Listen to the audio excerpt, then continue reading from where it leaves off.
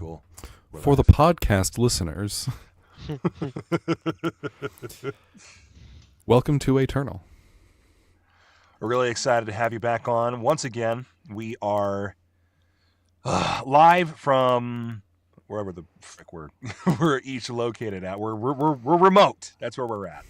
We're live from 3 different states. If we had someone who used to play with us, we'd be live from 4. Whoa. Oh my goodness, it's time to turn. Okay. We miss I'm really you, Memo. excited to Memo, we hope you're doing well. Memo, just come back. Dude, someone should share this link with him. All right. As we get started tonight, I want to remind everybody that feel free to share this video with your friends. We are currently designing this TTRPG. These wonderful beta testers are here to help me coordinate and make sure all the things are working well. As we move through this, there are going to be some things we need to kind of talk about lore-wise and programming-wise. So make sure that you bear with us. This is an awesome story. These guys have been fantastic to work with. Not to mention, they're just fun people. They're great storytellers, and I love them. They're awesome. They're fantastic. So, I am Dale. You can call me Dale. Let's go around, do a quick introduction, say your name, and maybe your favorite book, fantasy book, or inspiration. Okay, I'm going to call on you one by one. Ophelia, what is your IRL name, or how would you like to be referred to? You are muted. You are muted. Apologies, folks. I was muted and didn't realize that. That's a thing I do quite often, as very many people can attest. There you go. But as I was saying, hi, my name is Kim. I play Ophelia. And how dare you ask me my favorite anything? Is your TBR pile like as tall as you are? Like, or am I striking a nerve right now? No, you're striking a nerve for an entirely different reason. Oh no! I can never pick just one favorite of anything. Oh no! Put you on the spot. Kate, if you want to think about it, you can either drop it in chat on YouTube just so that people have it for the record. All right, next up. Go ahead. Favorite, just individual, one book would probably be The Hobbit. Oh, apropos, your screen name is Hobbit on Wheels. Yes. Love that. All right, next up. Who are we talking with, Haydn? So, my name is Haydn. I play Kirdan. Let's see now. What would my inspiration be? There's several of them. Several of them are series, and I will die on this hill. The Lord of the Rings is one book that was forced to be separated into 3 by an editor. Okay, cool. I guess that's your book then, huh? Yes, I am choosing The Lord of the Rings. Okay. Either that or I'd choose the series of Percy Jackson, because that one was a lot of fun. Oh, that's such a good poll. Very good series. All right, and Firestorm. Hello. I am Micah, or the Firestorm is the character I'm playing. I've got a crying child. I don't know if you can hear that. But my biggest book inspirations, well, I'm a huge Sanderson fan, big into the Cosmere. Lately, the series I most recently read was the Red Rising series, which is super dope. Highly recommend. As a kid, I read a lot of like Percy Jackson, Fablehaven, Aragon, and the Belgariad series. That was a big one for me. I haven't heard of the last one. one. Fablehaven series. Like, Bulgaria, Fablehaven's great. Literally nobody I know knows the Fablehaven.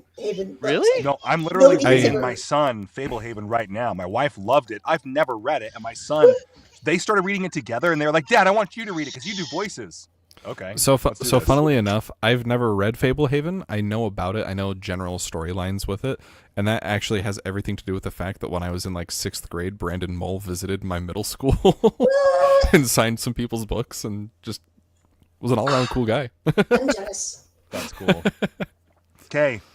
Yeah, 6th grade. A solid 19 years ago. Oof. I don't know where I was 19 years ago. All right, and I've already said that my name is Dale. My inspiration, probably book-wise, just for sake of brevity, but also for its really cool factor and a lot of different things happening with it. The Alchemist, Paulo Coelho. Not necessarily a fantasy genre, but definitely like a fable, and I really like that. Okay, let's get started. The last time we left off, we had a couple different occurrences happening. We had Ophelia helping out her parents as they were trying to figure out how to settle the debt that they squared with the Empire, and specifically the city of Brule. King Caius is basically got his financial secretary on your parents' back, and you happen to slap down a solid weight of gold to help your family overcome that financial burden, you could say. Now, Haydn has had so many touch points with a handful of deities, a handful of grieving parents and family members. There is a lot that has been lost and stricken from your party. And the Firestorm has been hamming it up with another Stonebrow, who was kind of like testing the waters to try and figure out how this was all like working. Like, can you come with me? Like, I'm new, but I want to feel official and fancy because I represent such and such. So yeah, there's a few different things happening. Now, as far as we have time for tonight, I'm actually going to use my D6. Every 2 of these is going to determine who gets to go first for tonight. To start with, we're going to spend about 20-30 minutes here with the time that we've got. And then we will move on to the in transit as we traverse the countryside of Malbanara in an attempt to reach Kael'vor. I will say this as you're rolling the die. I do question how many people Kirdan may have accidentally woke up when he bolted across the mountain. I'm fairly certain that if you want me to get cinematic about it, there was at least one red-scaled Scaladrin sleeping in his nice, fluffy, downy mattress bed for the first time in months. His aching bones just, oh, right, that's the stuff.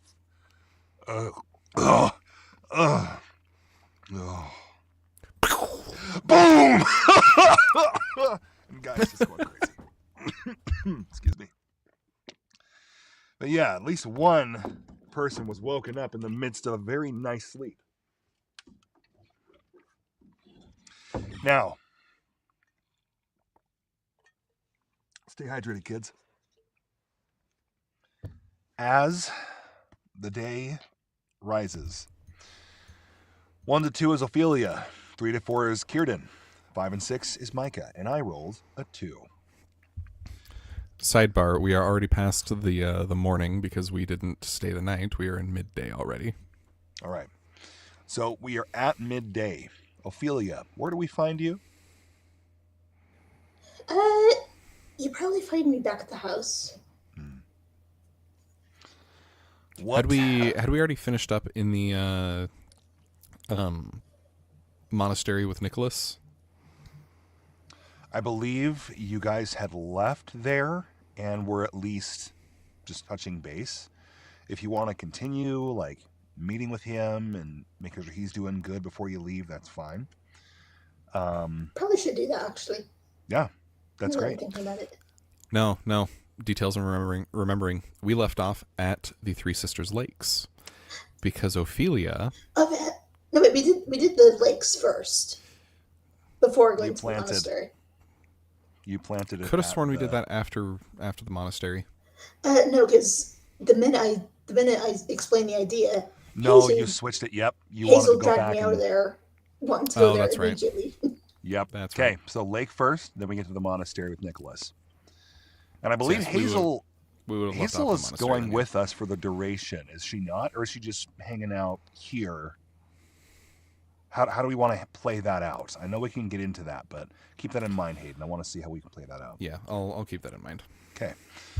Now, you guys are in the monastery again. Firestorm, for sake of brevity, I'm going to have these two kind of focus in on this scene with Nicholas, and then I'm going to pop in with you, and we'll have you guys come together and prepare to depart. Okay. You guys have been visiting with Nicholas. Nicholas is ecstatic to see you. I would imagine that the easiest way to kind of transition us back in is that there is, I believe, Vaden has had the opportunity to come in and visit a little bit, if I recall. We have not talked to Vaden since the day before. He was spending time with his wife. I needed to talk to him about information that I had discovered, but he is apparently not in his quarters at the monastery. Right. So you guys are kind of hamming it up with Nicholas for a moment. And he is... When you first met this kid, he was just a ragtag orphan trying to find his way to some kind of protection, safety. And here he is, the new vessel of Mehedjammet. And a whole new world of danger. I can only wonder what goes through each of your heads in character. But I also wonder what goes through your head as this kid is rattling off so many different stories about this. I think I'll just let him say it in his own words. There was this old elven lady, and she was like really nice and really pretty, but not as pretty. Never mind. Then she got me home, and then, home. She told me it was home because I'd never been here before, and it was cold, so she helped me set up a fire, and it's been really nice in here now. It's nice and toasty. But then he's just going on about the random details because there's been so much over the past few weeks. He was transported near instantaneously, is what you're gathering, where you guys had to travel for several weeks to get back here. Now, when do you cut in? Like, he's still going on in about 5-10 minutes later. And then we got here, and Vaden was super cool, but then he was boring because he was like, let's go train and do some punching. And I thought that was dumb. And then I was like, well, no, I like flips. Those guys are doing flips. I want to do some flips. And so I talked with Erica for a while, and she was sad. But then she was like, no, come here. I'm going to help you out a little bit. And then you guys came into town, and she was sad again. And then I haven't talked to her the whole time. And he's still just going. Do you guys cut in? Where do you cut in here? So when he says you guys got to town and she was sad again, and I don't know, does he say like I don't know why after that, or? So there's a part of him that's like, he's definitely got that like 10, 12-year-old ADHD brain going on. Like there's so much happening, so much new. How do you keep that grounded? Especially for someone his age. He recognizes that Jericho is gone. He also recognizes that maybe these guys are sad because I replaced that guy. I don't think that there was enough communication to tell him straight exactly who Jericho was. So yeah, after he says that, I jump in and I go, Nicholas. Yeah. I do need to give you some more context for that, okay? This is going to be really tough. Okay. But I know you can handle it, okay? Cross his arms. Okay. So, Jericho's gone. Yeah. He's not coming back. Mm-hmm. Erica is his sister.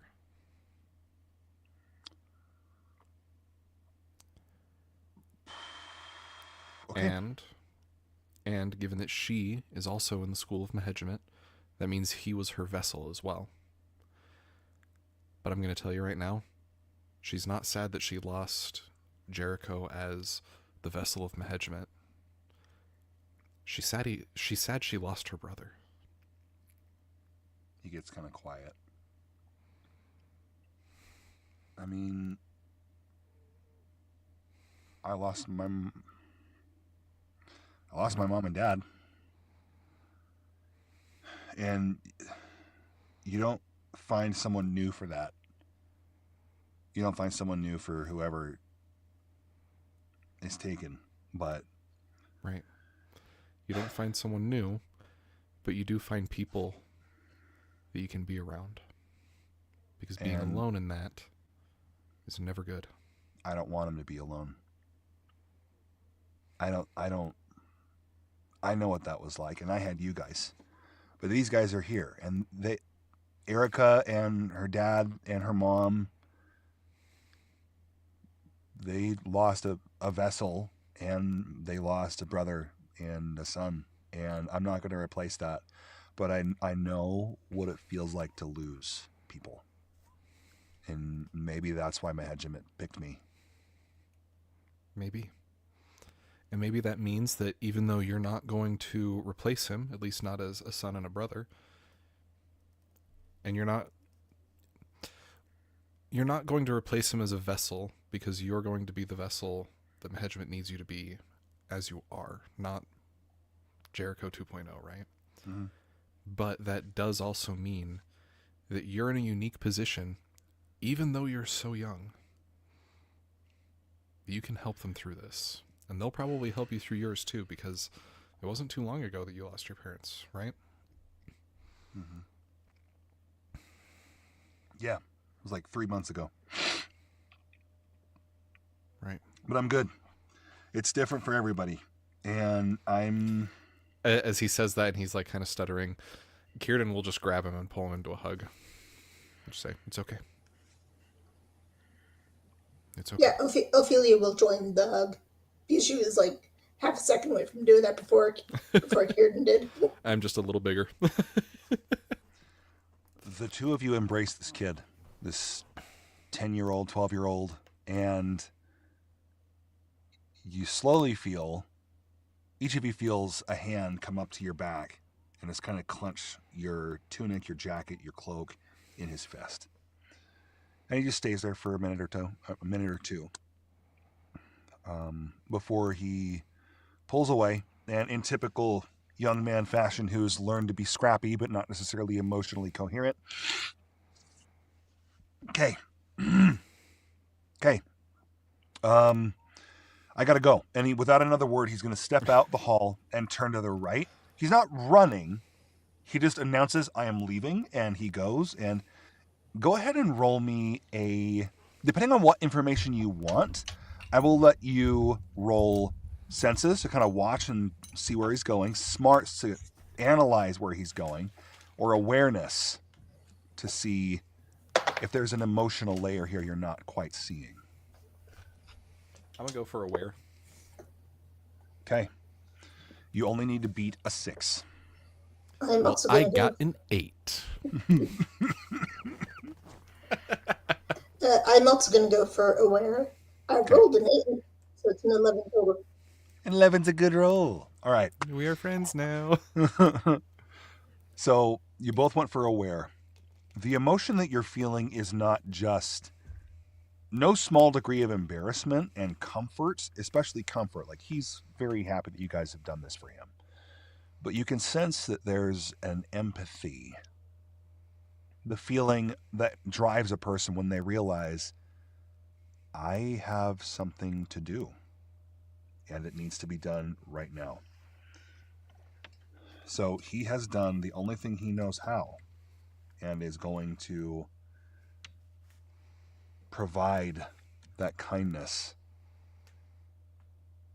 and stability for a group of people that he has only just now realized might need it more than anyone else. Now, as this is happening, let's check in with the Firestorm. You in a good spot, bud? I'm in a good spot. Nice. Okay. As you've spent the night, you were you heard this massive thunderbolt in the middle of the night and burst awake. As far as I recall, I don't remember where you said you were bunking over. Were you staying with Coleman, or were you staying at the Barkhollow Brewery? So, was this a decision that was made last time we played? I tried to evade your narrative for just a bit so we could give you the freedom to explore here. Okay.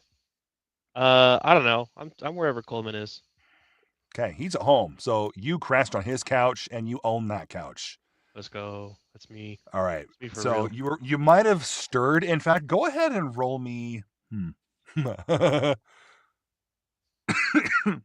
What's your armor?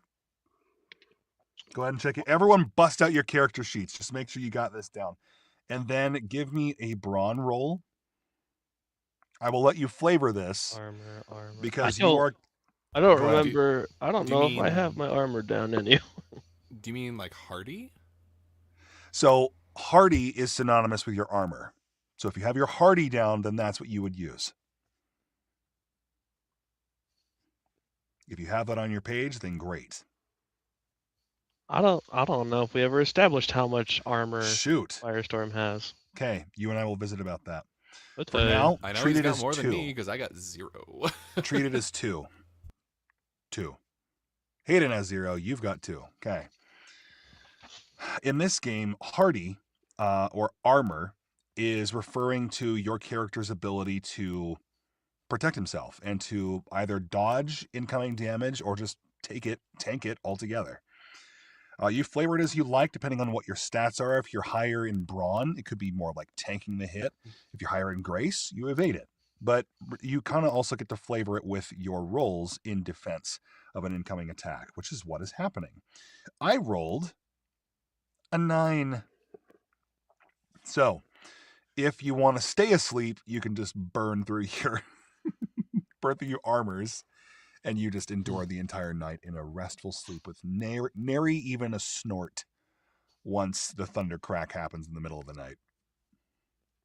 No, I need to wake up. Okay, so that thunderbolt, boom! It's probably like maybe around 2 a.m, something like that. You're jolted awake.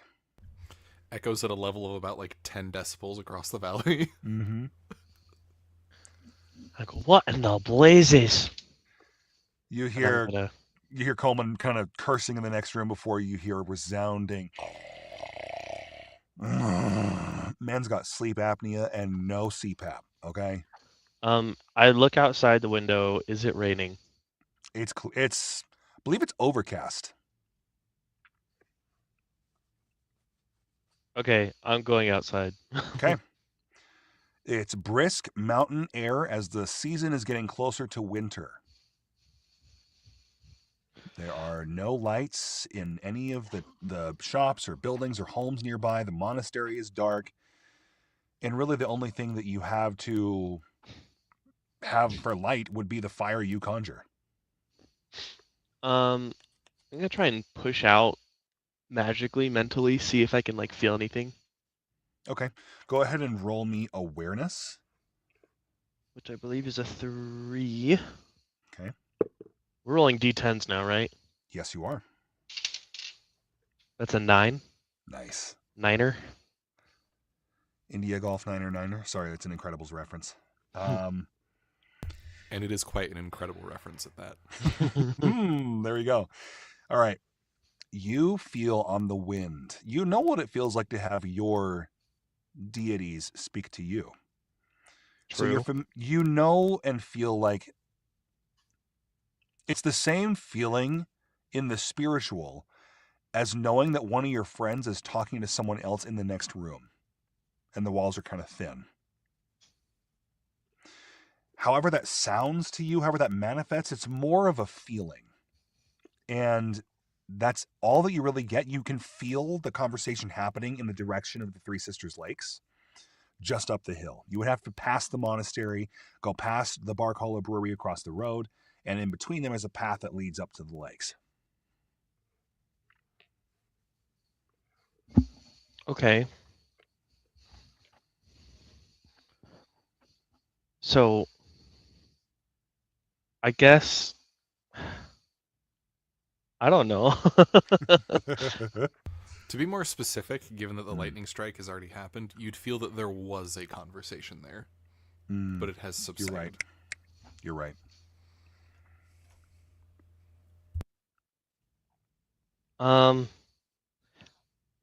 Maybe did it sound exactly like thunder, or was it just a loud noise? It was thunder, for sure. I guess I'm going to reach out to what's her name, Nefta? Yeah. See if she's the storm mommy. Let's see if she's got anything. Maybe that's what woke me up. Absolutely. Storm Mommy, here we come. Got her on speed dial. Frankly, I'm surprised that Nefta hasn't talked to me given how much Mehegemet has. True. That's so funny. So I'm gonna kind of speed dial her and be like, "Hey, was that you? Need something? Hey, you up?" Go ahead and roll will for me.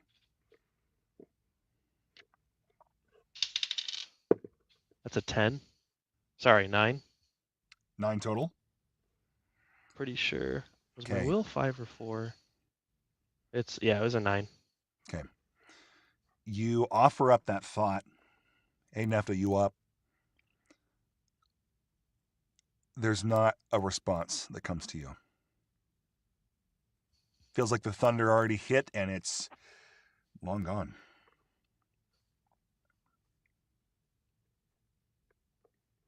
And he's not really feeling a particular pull any which direction?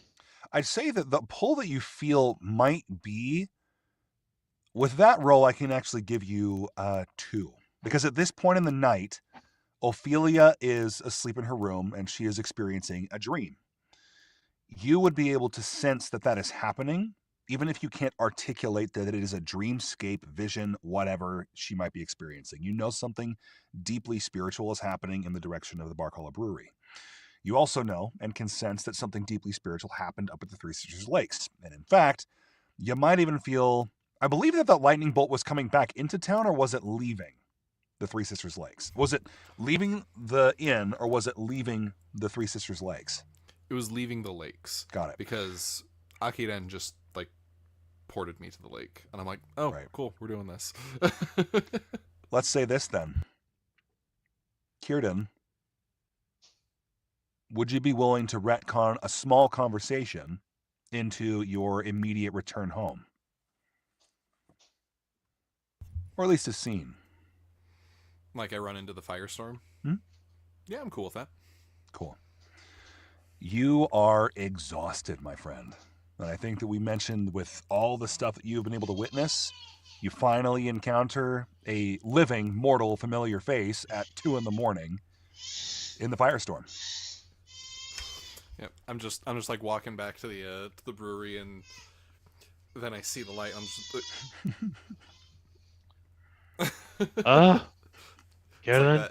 it's like that look of like I've been caught with my hand in the cookie jar. Oh no! It's like, what are you doing, lad? Sorry. I was just up at the lakes because I was just taken there, and I was going back to the brewery because I'm tired. Taken? You were taken there? Akiren decided she needed to talk to me, and she couldn't just do it in a dream. So yeah, I was effectively just like teleported to the lake. Oh. What did she need to talk to you about? There was a lot. I'm very tired. And I was planning on sharing this with everyone in the morning. You're Kirdan. Oh, jeez. Oh my gosh. You're right, yes. My name is Kirdan, but Firestorm, you know how little sleep I've gotten for the last, 3 months. Come on, man. Firestorm's not paying it. His eyes are glazed over. Oh, no. I was like, go back to bed. It's fine. I'm sorry that I woke you up trying to get back into town, but I'll tell you more about it in the morning. Oh, he starts trumping back off. That's so funny. As he turns around and walks back, Kieran's just like there's that little bit of the tired incredulousness. Like, I can't believe that worked. Mm-hmm. Kirdan, you're exhausted. You pop back inside. You proceed with the evening as we did before. Firestorm, with your 9, as you turn your back, you feel it's like a wisp of smoke that has tickled the back of your neck. And you feel the immediate broiling of the anger of Nefta and her compatriot. Both Who's of her? them. Oh, right. Both of them focused on that very same spot in the courtyard in the center of town where you performed your first meteor strike. I guess, does the anger feel directed at me? The anger feels directed at that spot. I'm going to go over by it. Go ahead and roll one more will to see if you can't pierce the veil, per se, and identify what's happening here. That's a 10. Okay. You missed it by 1. Dang it. So here's what happens. That's an 11. 11's a good roll. As you stoop over this spot, you can see, like, your impact is still known. Your influence has transformed this spot. There's literally a fractured obsidian glass that has spiraled out into the concrete cobblestones here. You stoop down, you look, it's this dark, black, glassy texture. And you're exhausted, dude. You're so tired. But you know that your deities are not happy with what happened here. Not necessarily your performance in stopping it, based off of your role, and more with the fact that it was necessary at all. Oh, okay. I see. So they're mad at the situation. Mm-hmm. So I'm going to kind of tap in a little bit and be like, that's why you called me, isn't it? Roll 1 awareness. This is going to be pretty low. That's a 5. It's a nat 1. You feel Belgar, the emotion behind an eye roll that could orbit the moon and back. And from Nefta, you have the most polite of chuckles in the back of your mind. I'm gonna mentally look at Belgard and be like it's like you ordered DoorDash and you're annoyed that someone's at your door. Oh my gosh, that's funny. Wow. DoorDash canonical to Malvinara and the Eshel Bell Tolls campaigns. If Kirdan had heard that, he 100% would have been like, "What the hell is DoorDash?" They had DoorDash in Kelvor back in the day. Absolutely, yeah, 70 years ago. All right. That in mind, is there anything further you'd like to pursue here, Firestorm?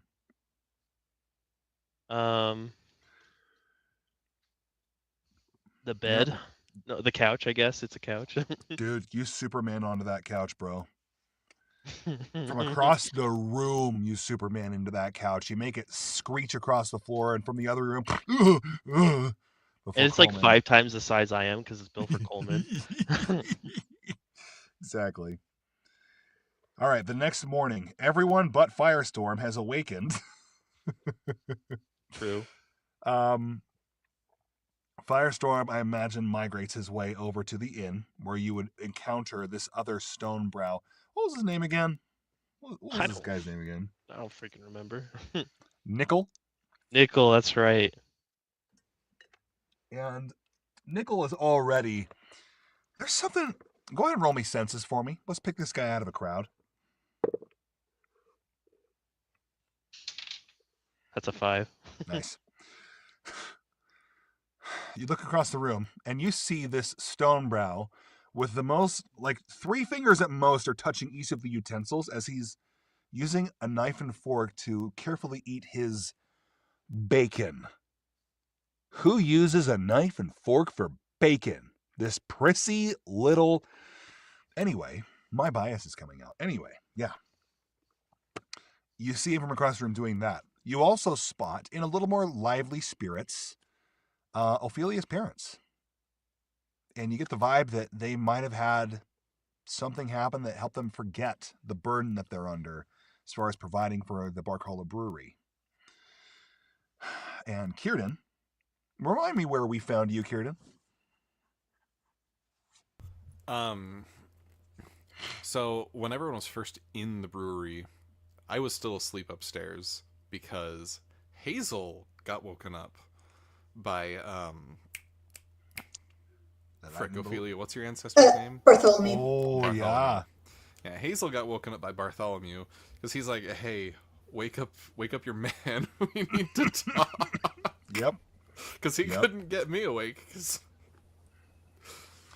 Dude, you're a hot commodity in this town. Okay. So then we all went down and we were sitting around the table talking, and tired Kirdan stole Ophelia's thunder. I think you would find Hazel and not Kirdan is downstairs. She's gotten herself a little bit of food. She's nibbling on it a bit, but she's more concerned about the next plate coming out, landing in front of her at the counter, where she then carefully picks it up and starts to prepare to take it upstairs. She passes right by you, Firestorm. What do you do?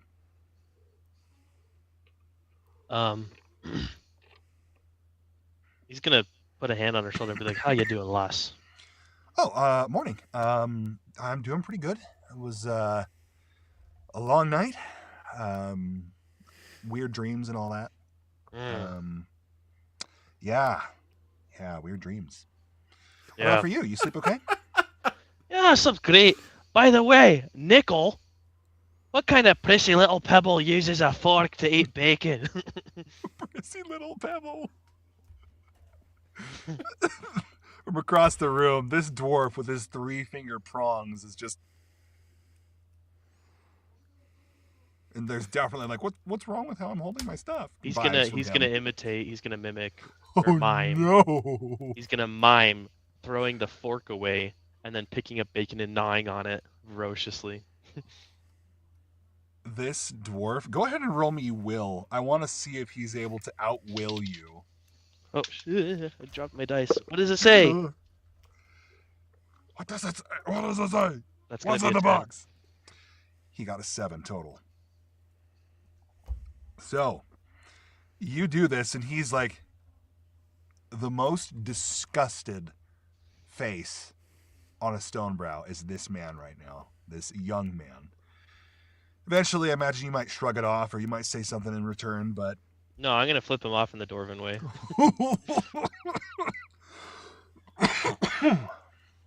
I think that's just like 2 fists put together.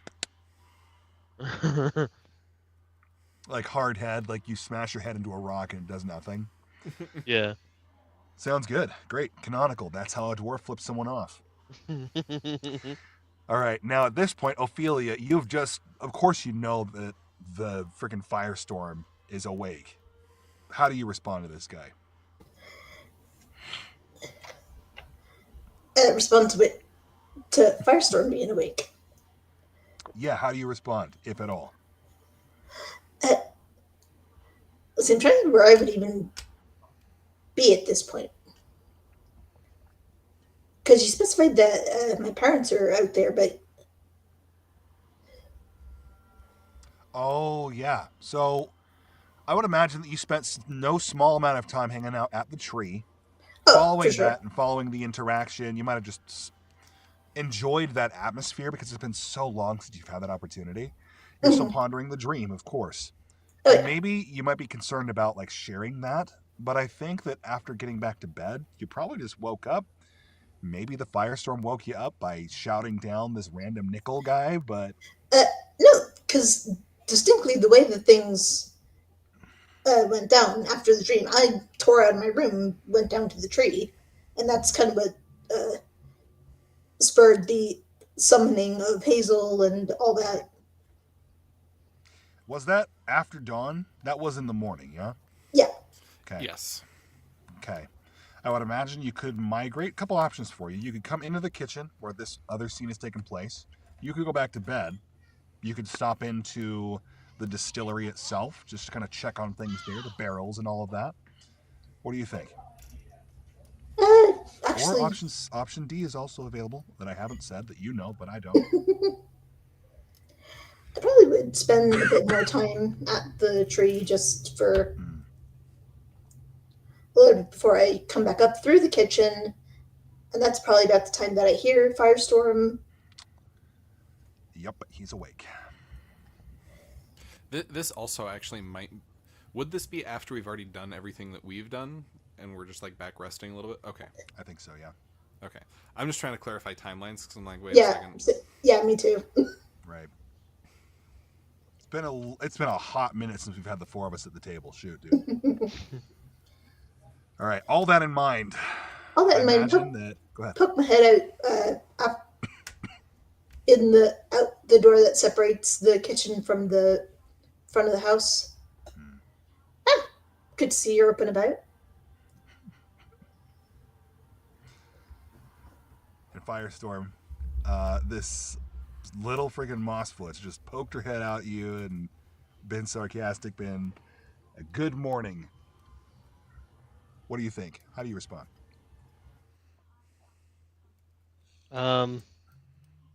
Yeah, more than Ophelia. That's all. Oh, what a lovely, succinct greeting. It's like 11:30. Yeah, it's almost midday. Almost right. That's fair. Still technically morning. The lunch rush is going to be in here in about 20 minutes. Great. So if you want to order something, better get it now, because this place is going to be an absolute madhouse in, like I said, about 20 minutes. Ophelia, go ahead and roll me senses. Firestorm, you can go ahead and roll me too. Oh, I'll roll you. Jeez. Stop it. Ooh. That is a 12. 12. Okay. I want 12 senses. That is a 5 for me. 5. Both of you succeed. There's a clatter of a fork across the ground as the Stonebrow that... Ophelia, you know this is the guy that was trying to chat up Firestorm the day before. He's just kind of dropped his fork to the ground, and as he stoops down, he puts one hand onto the plate. When he sits up again, he looks around, kind of dabs at his mouth with a napkin that he's folded pieces of bacon into, and is just now just like, yeah, he's going all out. Now, the day proceeds in a very lazy fashion. You guys are free to lounge, chat things up. You make preparations. Are there any last scenes you want to have here before we ship out? Excuse me. I guess Kirdan and Hazel do need to have that conversation. As you lie in bed looking up at the ceiling, a click at the door swings in, closes quietly, like too quietly, like someone trying to be quiet for the person inside, until you hear a voice. Oh, you're already awake. Hey, you're finally awake. Yeah, I was having a hard time getting back to sleep after the events of the morning. You haven't gotten back to sleep? No. I've got bacon. And flapjacks, a lot of people down there call them flapjacks. We just call them pancakes. I don't know why they call them flapjacks. It's weird. You got eggs, you got hash browns, you got sausage patties. They're like huge. Like we had the links back home, but this is the patties. Like fangrel meat sausage, that's good, but this is like, anyway. They're pretty big. Well,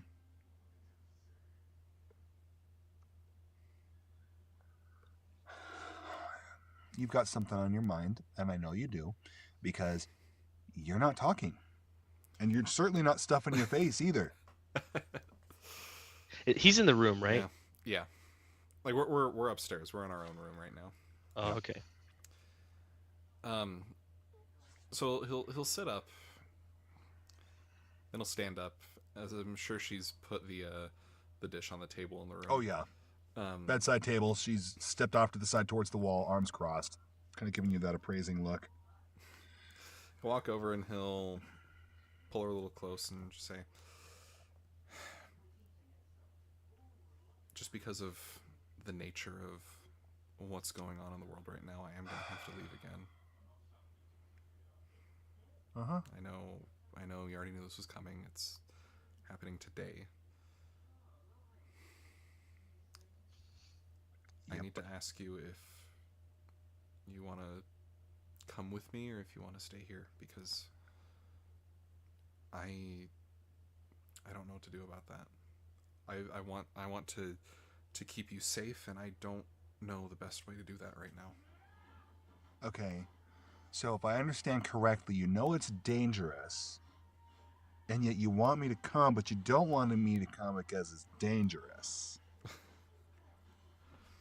Do I get that clear?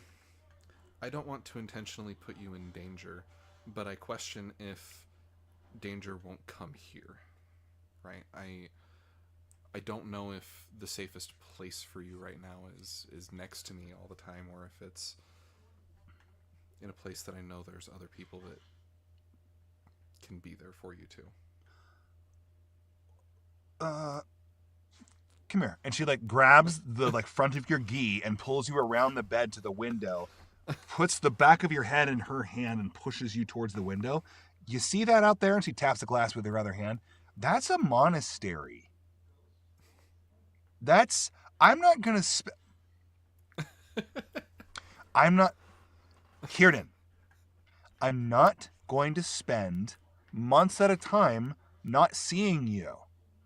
I'm okay if you're gone a week and a half out or even 3 weeks out. Do what you got to do and then come back in 3 weeks after that.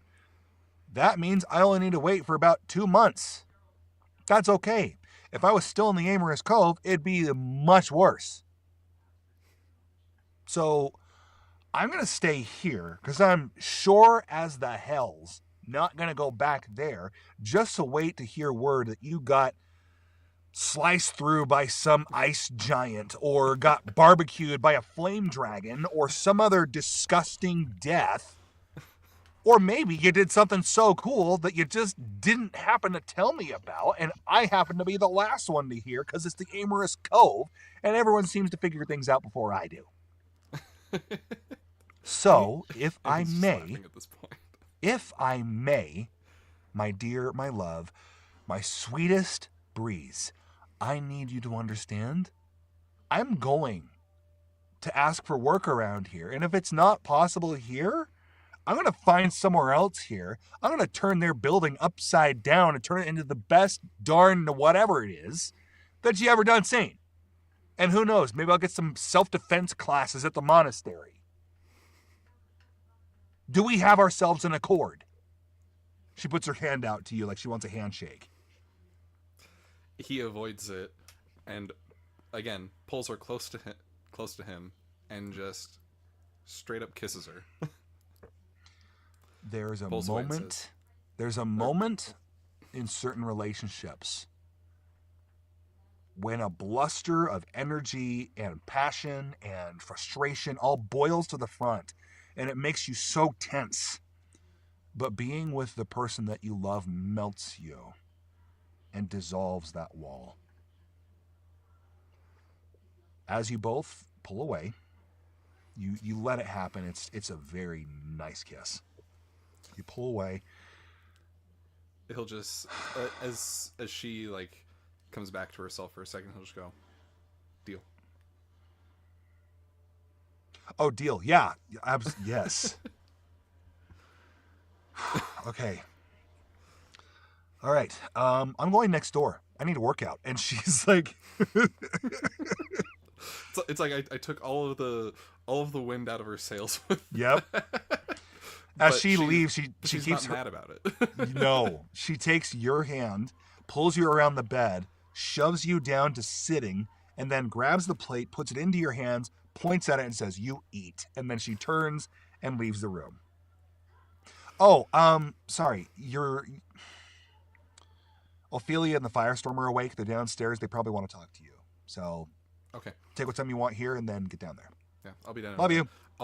Also, before you go, and he'll pull open the drawer, and he'll just pull out a stack of gold coins from his from the pouch that he was given by the Aemarys Cove.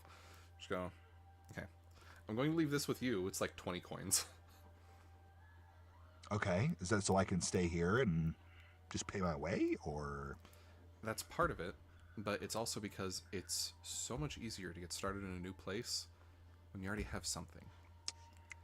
And, I mean, we took so little coming up here. It's fair. It's a nice little dowry, if I do say so myself. The other half of it, too, if some caravan comes in and they have another speaking... Well, I guess we should call them speaking stones instead of sending, because we're not D&D. Right. If they've got another speaking stone, get it. Because I've always got mine on me. Okay. Partially because the Aemarys Cove is still trying to figure out who their new lightning rod is. And they keep asking me, and I'm like, you're choosing the wrong people. Yep. You're the best one they've got. No doubt about it. No, I still think that Hellbound before me. Crap, I cannot remember his name. You're good. We'll call him Greg for now. He's such a Greg. Greg, I think still, if he hadn't passed, that man, I think, could still outdo me on the Storms. Oh my gosh, everyone loved Greg. Greg was the guy. Yeah. Anyway, point is, if you find a chance to get another Speaking Stone, yep, get it. Okay. Because I can't guarantee I'll be able to talk all the time. I got it. Love, you talk too much. Eat. I'm gone.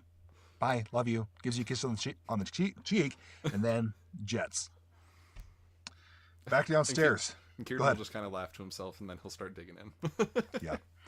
Back downstairs. Coleman has just walked in and is actually bringing in a small bag to back behind the counter. Oi, Barkhollows! Special delivery from me own garden. Come on over here. And your dad and mom both come out to the front and see that Coleman, in the time that winter has run around, for being a pseudo-volcanic mountain range, this is very fertile soil. And even this late in the year, he still has some stuff that survived. So he's bringing what's good to the Barkhollow Brewery.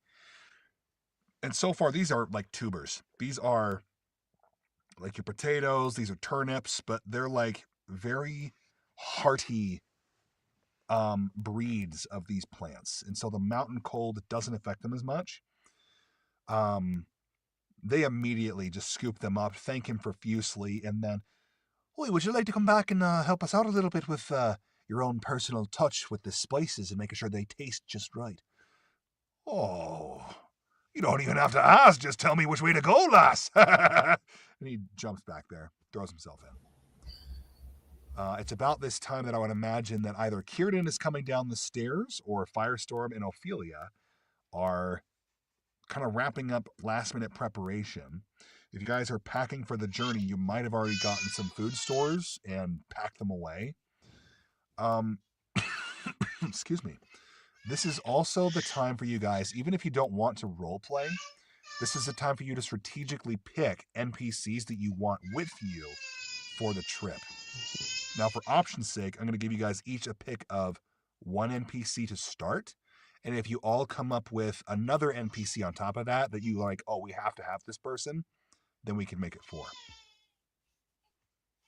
that cool? Mm-hmm. Okay. You guys go ahead and jump in. We can do this round table. We can do it in role play. You guys let me know how you want to do this. Firestorm's gonna look at Coleman and be like, "Oi, Scaly." What do you want, lad? Yeah, come in.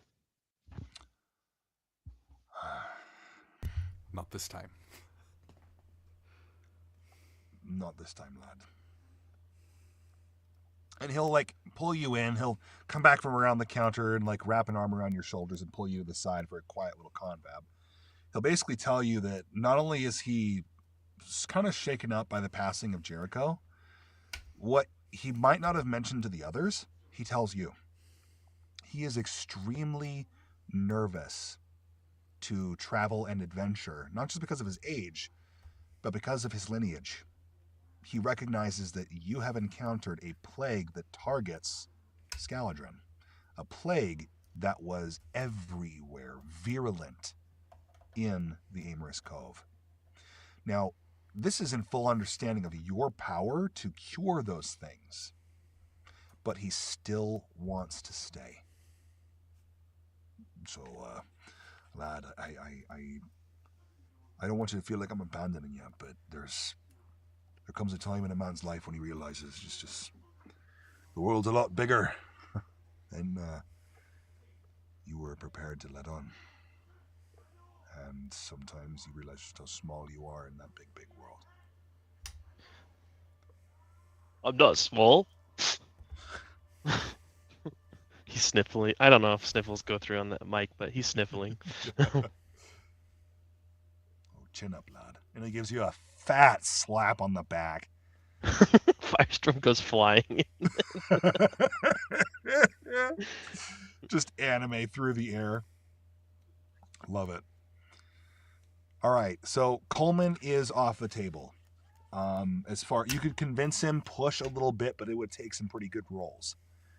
For now, I'm going to argue that he's not in a place to accompany the party.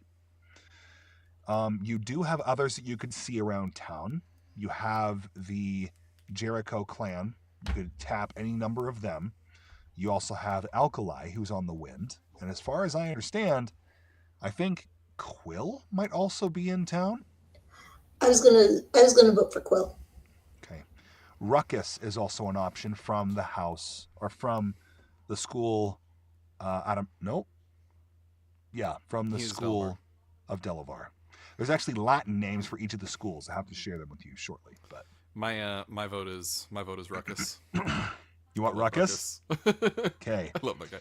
I am also going to say we should not have any of the Jericho clan on the table. They are grieving. Okay. I agree with that. And we cannot guarantee, especially if Cairo wanted to come. I'm sitting here like, we cannot guarantee that he would not get drunk and try to kill me again. Or someone else at that point. Yeah. I think that's a smart call. As much as I'm confident that I could probably stop him, right. I don't even want to risk that. Right. Besides, I think that as he's sobering up and actually grieving, I think he's recognizing that he has a different calling because a little boy came to comfort him.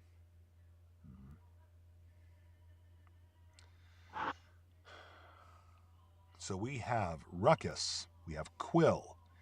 Is there anyone else that you guys can think of that you'd like to tap?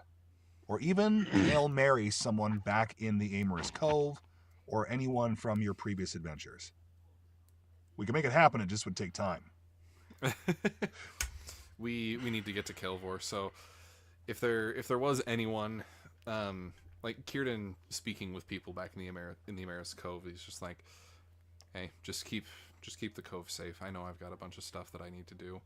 I know some of you guys are concerned with what's going on in the rest of the world, but your duty is to home. If you guys can keep that safe, good enough. Firestorm was going to open his mouth to call a nickel, but then he remembered the bacon thing and closed his mouth again. That's great. I love it.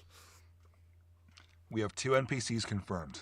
I think we can keep a slot open, and you might be able to have someone join you shortly.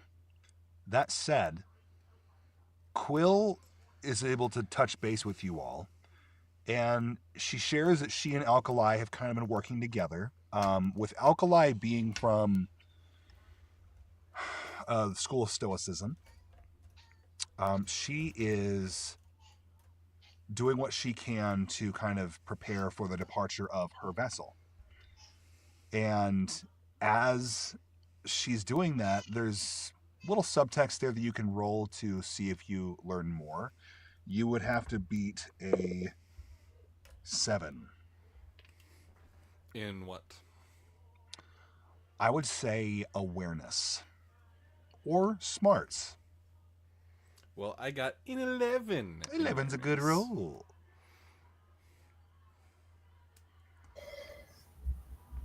Remind me again. 7. What the roll? Aware. Or smarts. 12. 12 of them. You just gotta keep up with me, don't you? No, I'm kidding. Quill's expression, her demeanor, her emotions, you guys are able to intuit that Alkali is avoiding you. That tracks, honestly. Oh, I figured. But Quill is happy to see you. She's excited to be able to visit with Ophelia, even if she is grieving Jericho as well. You have a feeling like there's this steeliness behind her eyes that belies someone who has been hardened by tragedy, but has not let it overcome her. And in a way, this very live, young woman, who very well might be decades older than any of you, is of a caliber of mind that exceeds someone even twice her age. And she is right in it with you. She's talking and saying, right, I've got my contacts. I've already got some individuals planted in the city of Calevor, so if you're looking for some intel, then I might be able to help you out there. Full disclosure, Firestorm is terrified of this woman. Why? Because she called me cute the first time she met me. That's right. She's just talking with you like you're just one of the bros, dude. That's all that's happening right now, and she's bringing the major, like, alpha energy. I love this right now. This is so good. Okay. Yeah, that's great. Yeah. Kirdan will tell her, like, as we're, like, he'll look at Quill and say directly, like, as we're gearing up to go, if you do see Alkali before we go, I know she's avoiding us. I know she doesn't want to see us. I get it. Some things are too painful. Some things are maybe just not, or maybe some people, and he'll, like, gesture at himself, given that he's the vessel over her school. Maybe she just doesn't want to talk to me specifically because, I don't know, maybe I'm too unemotional about it all. Which I'm not. I just know when to show it and when not to. But if you do see her before we go... Wait, what? That's an interesting way to put that, but go on. If you see her before we leave, tell her that I told her that she's in charge of the school because Cairo is compromised. Oh, he's a bloody mess.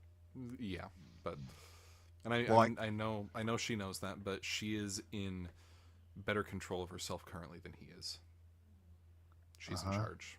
She spends a lot of time down in the library, I noticed, and it's kind of difficult to get a hold of her, but when I do, she is focused. It's a lot of research into the deities around here, and I don't know. It could be something, could be nothing, but maybe it's just better that she keeps her mind busy. Probably. Okay. So yeah, we have some resources, potentially a place to bunk over,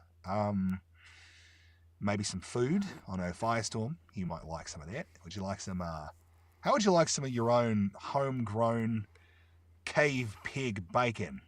Get that honey glazed and caramelized everywhere. Just get that, a little bit of salt on top of that. Oh, right. Firestorm looks at her with the fear of God in his eyes, and then his stomach growls. Oh, big boy. Right, so here's the deal. How's about we go find some of that bacon for ourselves, and then by the time we get down there, we'll run every single pub out of their bacon in one night. How about that? Don't worry, I'll make all the arrangements. I got my people on it. And she gives you a wink. He looks down.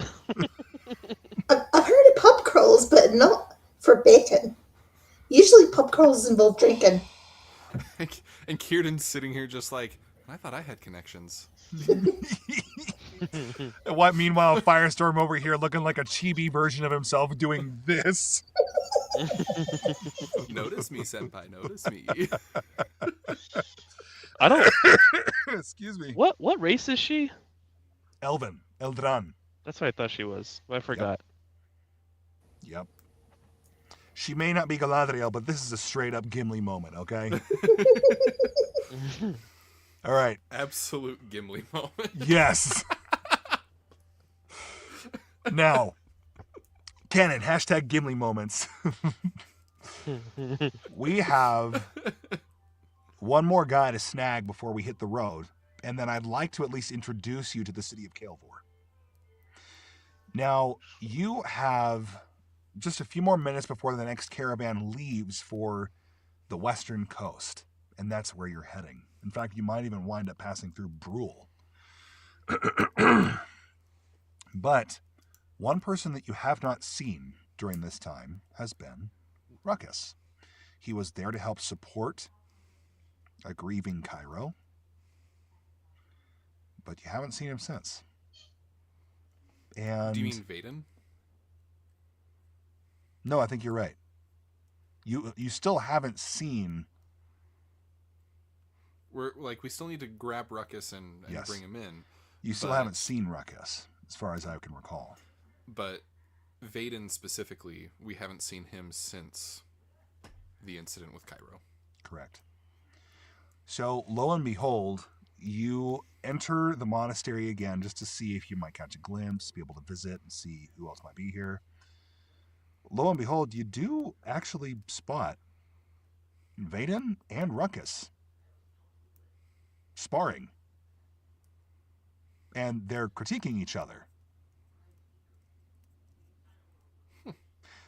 That tracks. Vaden is the vessel of passion, of emotion. And Ruckus is a member of that school. So it's okay that this is happening. Like, this is kosher, but you're just surprised that it's so lively and bantery that you're literally punching each other in the face.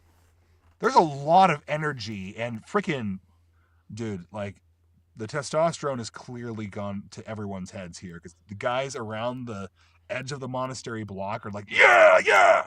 And the ladies are, if they're married, they are still staring. But these two guys are going at it. And he's not using any of his divine power, but they're tapping into some very powerful magics as they, boom, block a forearm strike. Then you feel the air.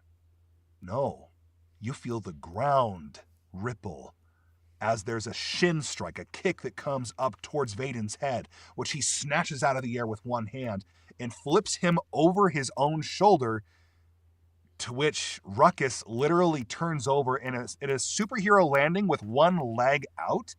He hits the ground. Boom! Try again, old man.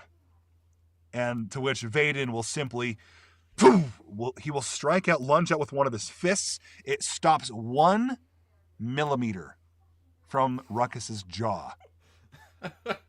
And all he says is, how's that glass jaw treating you, buddy? The two of them stare for a moment. And finally, Ruckus, he pulls away a little bit. Vaden, seeing the relenting, opens up his fist. He grabs his friend. Both of them forearm grab each other. They help each other to standing. The entire pavilion, they start clapping. Oh, give me just a minute, guys. This is my wife. Have I muted?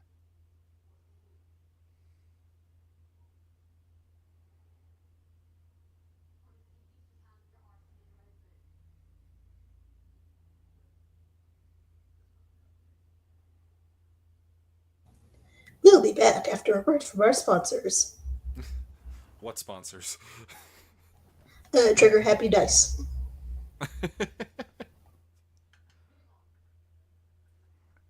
Trigger Happy Dice? Heck yeah. All right. Okay. Wait, is that your That's thing? me. Have you done Trigger anything Happy with that? Dice is a sponsor? Oh my gosh, we have a sponsor. What the frick? Have you been doing orders? I did actually get my very first ever actual paid commission about a month ago. Nice. Let's go. Is it just like on Etsy, or how you advertising that? Someone on a Discord server that I'm on saw pictures of my dice and was like, "Hey, do you take commissions?" I was like, "I'm trying to." That's awesome. And yeah, he told me what he wanted. I made him, and I got paid for it. First time Actually, ever. I might actually have us take a short little break. Excuse me. Just use the restroom, give it 5 minutes. And then I'll be back. I need to go get my charger because apparently the one that I have here is not working. So 5 minutes, we'll be back. Womp Womp, womp, womp. womp womp womp. Just to reiterate, as he said, in the more official voice, thank you for being part of the Aeternal podcast. We will take a brief intermission at this time. Please join us again in a few minutes. This has been NPR News.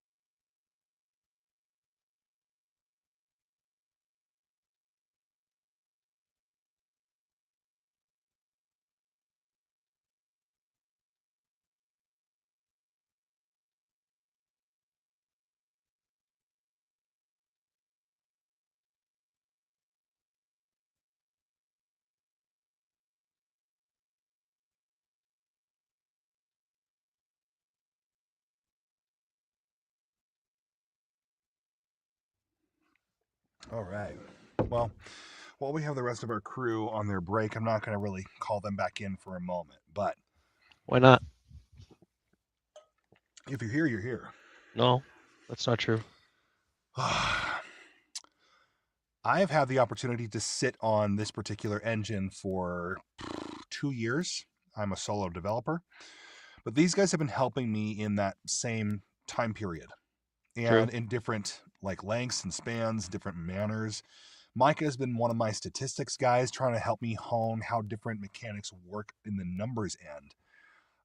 Currently, the game has completed its first pass. I've gotten my manual into the hands of each of my 3 beta testers here. They'll be taking time to play test and create their own stories with their own tables. And I'm really excited to see how they develop the story and content that they desire. As of right now, I am still looking to find artists that would be able to provide some cool artwork. I still need to go into fundraising, but the idea and premise and promise of this game is there. If you're interested in helping out, you can support us over at Ko-fi. That's kofi.com/Aeternal. If you look at the title of the video, you'll see that the name is in the actual title down here. So yeah, be looking for that. kofi.com/Aeternal. Now, we've already got a couple different angles for sponsorships. We have Trigger Happy Dice, which is fantastic. Thank you for dropping that as well, Kim, whenever you get back on, or when you're watching this back at home. If you'd like to share this with your friends to help an indie developer get the word out, that would mean the world, especially as we're just now beta testing and showing people what this means and what we've really been up to for the past, 2-3 years total? It was about mid-COVID that we actually got this started. So, God, that's weird. It's been more like 5 years that we've had this story going on. And the past 2 or 3, we've had this particular combination. At least this particular combination. It's been good times. And Kim is actually, I think she's now the longest lived member of the playtesting group. If you were to look back at what the game has started as and what it's becoming and what it has become, what would you say what are some of your favorite elements of the game as things have improved and gone forward? As things have improved and gone forward, I've said it a million times, the magic system in this game is endlessly fascinating to me as a player who is constantly of the mindset of what is the craziest thing that I can do with this particular spell that doesn't technically violate any of the established rules of either the game system, game mechanics, or or actual physics. And it's funny because there's actually one of the best parts about this is that the magic system allows you to tap into mana. You essentially spend a mana point in order to gain a +2 to your range, a +2 to your damage, a +2 to any number of different effects, right? To intensify certain things or to tap into new types of magic and include that as a subtle little flavor on top of what you want to do. So to this point, early in the campaign, we had Ophelia try and create an oil slick because you can. You literally just point and say, I want to leave about a 4x4 space of oil on the ground. And you can do that.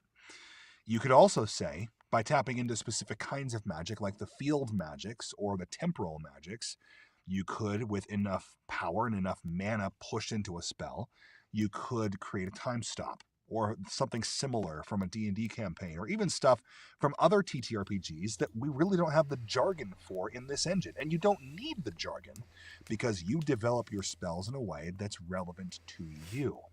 That's what I love about this engine. It's fully customizable. That might be intimidating too.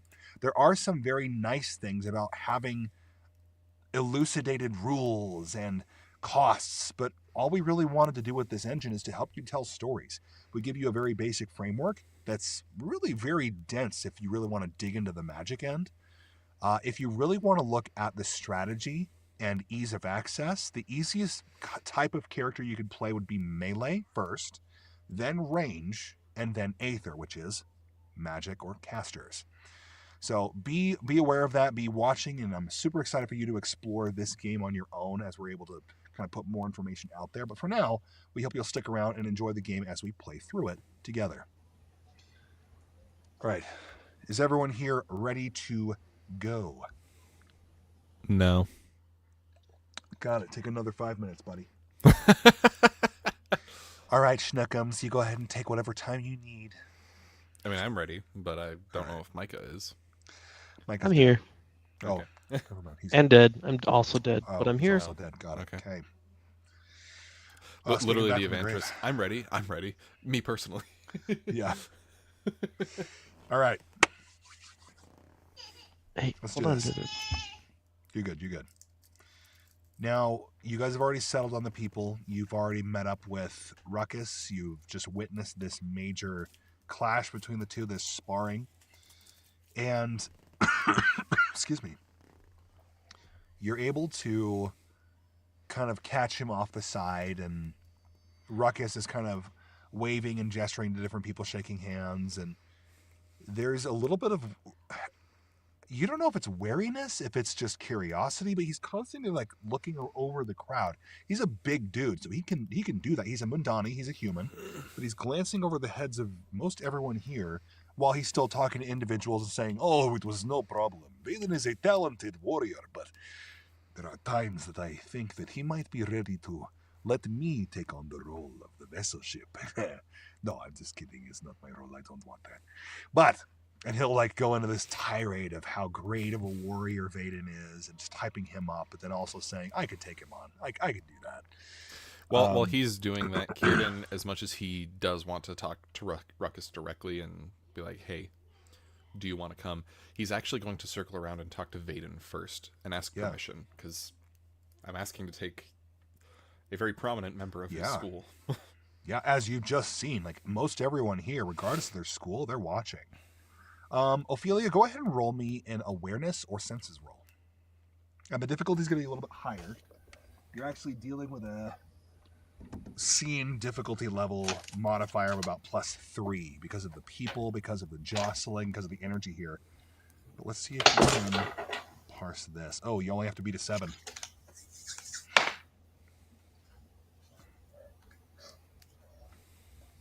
Meets it, beats it. Yes, it does. Yay.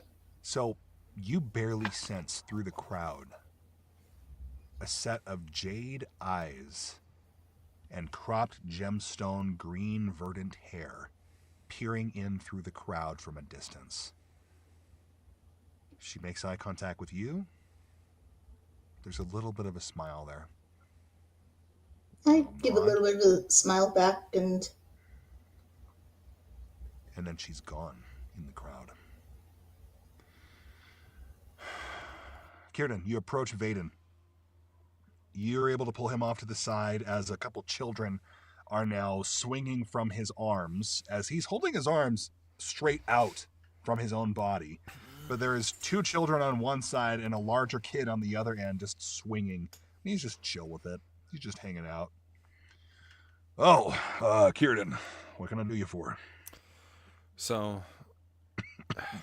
there's a couple things. One of them I don't know how to say, especially with the children around, because it is very, very sensitive. Understood. Hey, kids, let's prepare for our studies. Meet me back here in 30 minutes' time, okay? Okay. And they drop and sprint off in different directions. The other one is a little less sensitive, so I'll start with that one. We're getting ready to leave. Ruckus was invaluable to us in the Aemarys Cove. He was a great help. I'm certain that he doesn't sell himself short on that. I was wondering if we could bring him with us to Kelvor. I think he'd be a great help, and I don't want to just... Yes, I want to ask him if he wants to come, but I thought I'd ask you first, given that I'd be taking him from you. Well, we already have one of our shells, and he gestures to you, going out into the field. We might as well have a claw going out as well. Now, what I will ask, understanding that his decision is his own, he has the blessing of his vessel, and I will be speaking with him privately before you go to give him certain assignments relative to the school. Understandable. I imagined something like that would happen. What other issues did you have to raise with me? Since the Aemarys Cove, have you been in contact with Delavar? Well, I have actually been attempting some solitude here. If you look up at the lakes, and he'll actually gesture up at the direction of the Three Sisters Lakes, I spent the last day or so, a few days, hiking the perimeter of the lake, going up to the far range, actually, and trying to really ground myself. When he says ground myself, it occurs to you that it's not just a play on words. He's dealing with the demigod of Earth. Yeah. And from what I have observed, Delavar has gone dark. I know he is awake. I know he is moving. But I don't know in what direction or with what intensity. Nothing near what we experienced in the Aemarys Cove. But I don't think there was much that we could see in this lifetime that would get that close in intensity. Well, I wonder about that because the enemy is moving. He's moving as well, and it's kind of our job to hopefully stop it before he gets too far.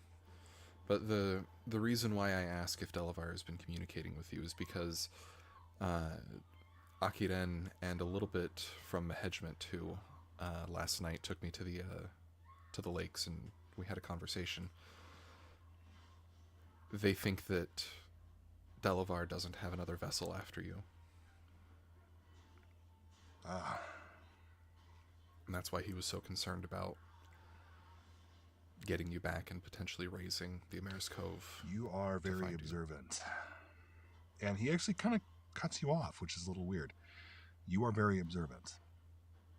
And this is most assuredly a conversation that we can entertain more privately. But rest assured that there are efforts being made to select another vessel. And until such a time that there is, I will continue faithful. Okay. Yeah, I wasn't sure what you had been made aware of through communication with Delavar, but that was... They never said it directly to me, but the way they were talking, that's what I gleaned. Understand. What was the other... Well, was that everything you wanted to discuss with me today? For the most part, yeah. I'm sure there's more we could talk about in regards to the sensitive matter, but we both have other duties we need to attend to. And unfortunately not enough time to do all the things we want to. Nicholas speaks fondly of you, and he gestures over to the one straightaway of the diamond-shaped courtyard here. He looks up to you. And I imagine to some degree he looked up to Jericho as well.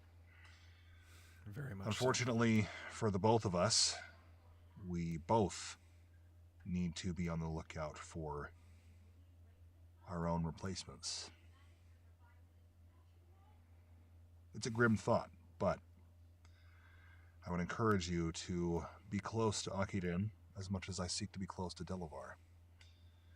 I will be helping young Nicholas understand his role as the vessel of wind and indomitability. And until such a time that I feel that he is prepared, I will continue to do so. On top of the other responsibilities of training the other monks of my school and seeking contact with my patron. Thank you for looking after him. For now, I must retire to attend to my duties and prepare for my afternoon lesson. You'll forgive me for the brusqueness, but I do need to go. Best of luck in your travels. You're absolutely fine, and thank you.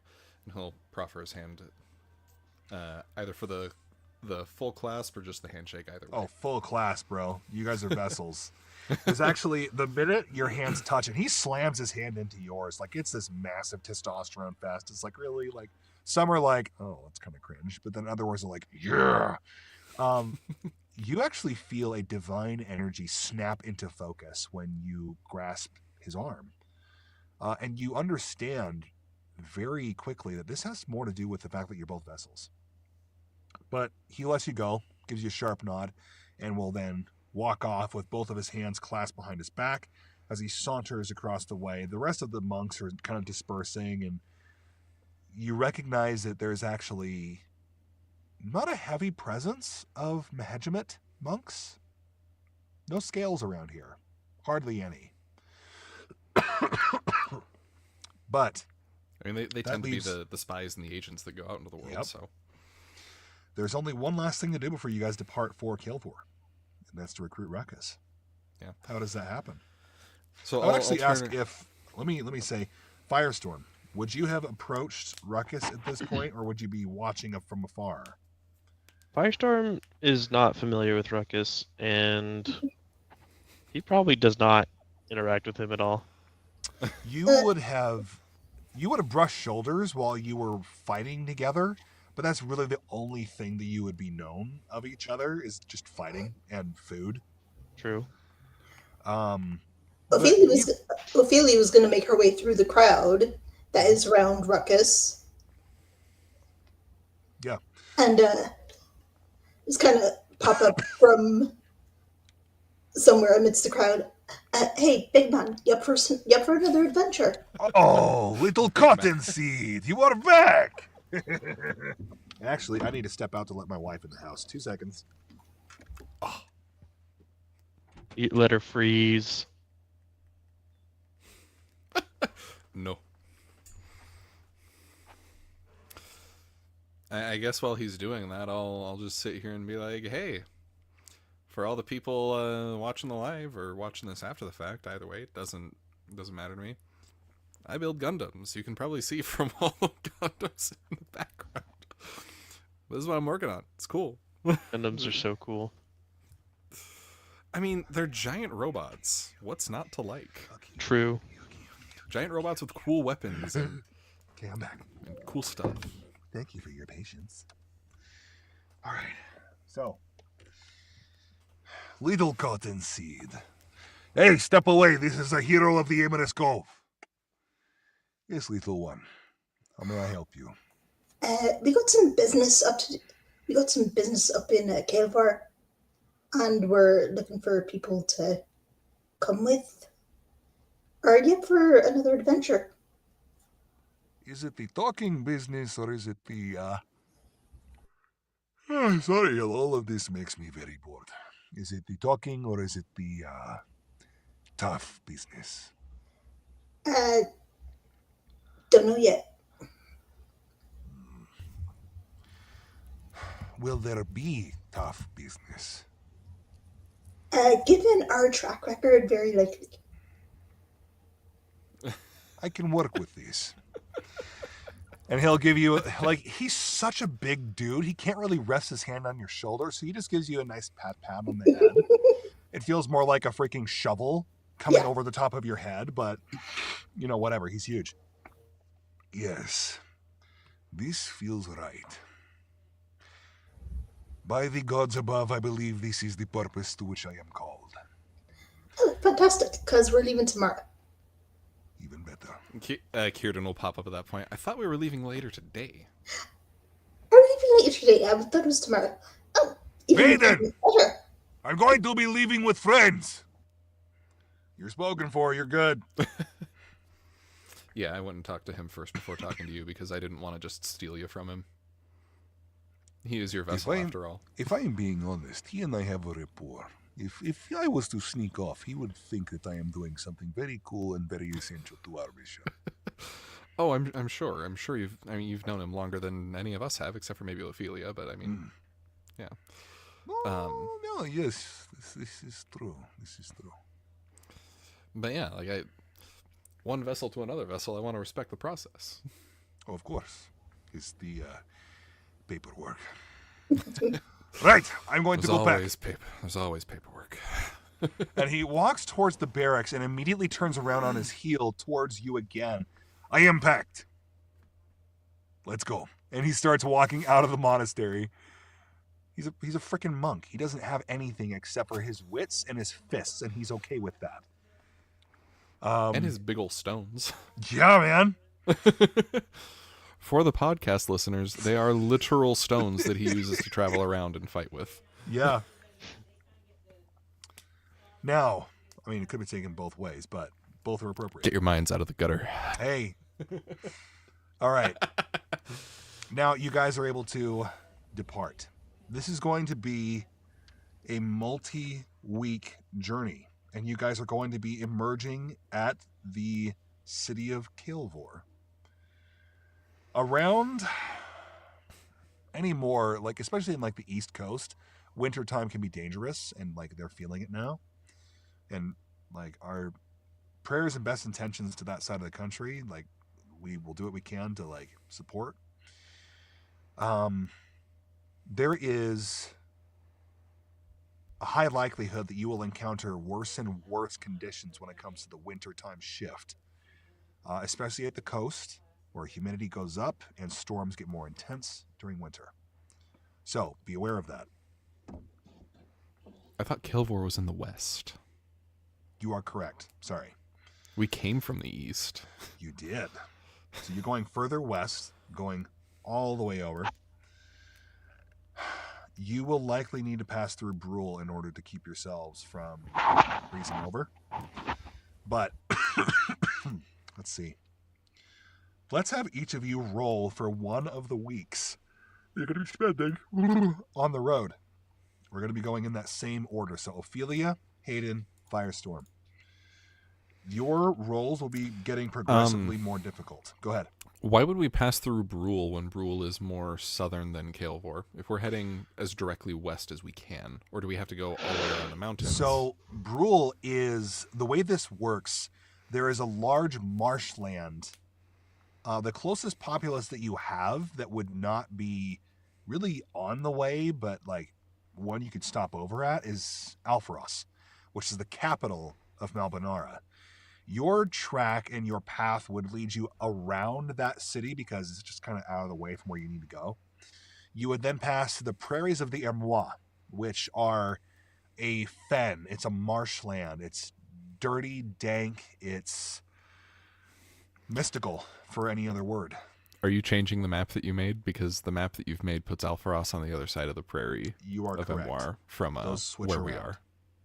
So you would have to beat that. You could stop in Alpharos to rewarm and then continue on to Brule, which is the most close populace before you reach Kilvor to the north of that city. Does that make sense? Alpharos is closer to Kilvor than Brule is on the map. Shut up. It is not. It is. Okay, it is. I'm looking at it right now. Hey. You are correct. So you could skip. I'll actually argue this. You could have a more direct path and risk going with no shelter across a lot of the prairies that are there north of the prairies of the Aemarys in order to reach Kilvor. That would cut your travel time by 2 weeks, but you would expose yourself to more difficult conditions. However, if you wanted to, you could go and circle to the south or north, hitting Alpharos or Everpine, and then continue up to Kilvor. I'll let you guys decide as you get there based on your rolls. For now, I'm going to start with your difficulties at a D6. Weather conditions are going to increase the modifier that's available. Right now, it's at a 1. You know, it's kind of getting a little unpleasant with the cold, but you guys are prepped for that. You have your clothing to dress up in. I would even argue that with Firestorm, you don't necessarily need protective gear because you're literally a walking furnace, so I think you'd be okay. True. And we've got at least 2 people that can easily start a fire when we pitch camp. Right. AKA me just going zap. Zap. Yep. And So Firestorm just probably grabbing it, honestly. He looks at it sternly. yeah. I am a stick, but you could be fired. Go ahead and roll, Ophelia. Go ahead and roll what you feel is Ophelia's best bet for survival in this case, trying to travel across the country.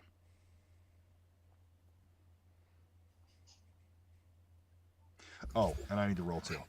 I guess we probably should. We probably should actually determine which direction we're going to. Are we going to go more southern, hit Everpine, like take the longer route, or are we just going to try and push through and get there fast? Ophelia has technically taken the route through Everpine on the way to Brule. Correct. So she's familiar with that. She actually knows that area.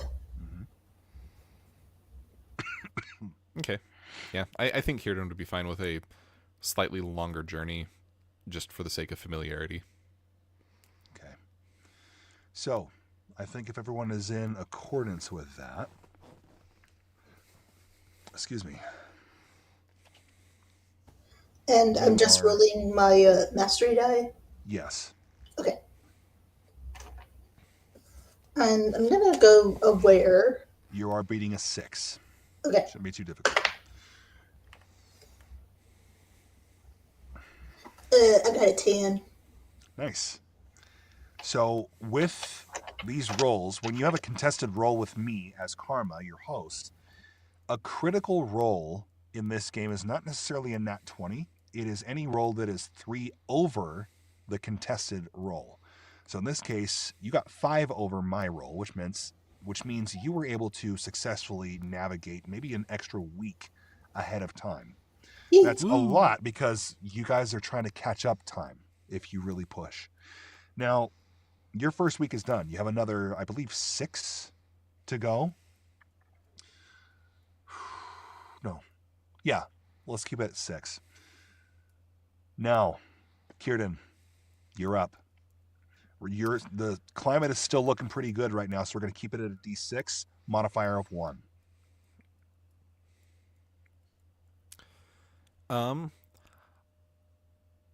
Funnily enough, given that I've got kind of powers over 2 things, even though I know I'm less connected to Haydn right now, I'm going to kind of impose my will on the environment to keep it, to keep the conditions better for us.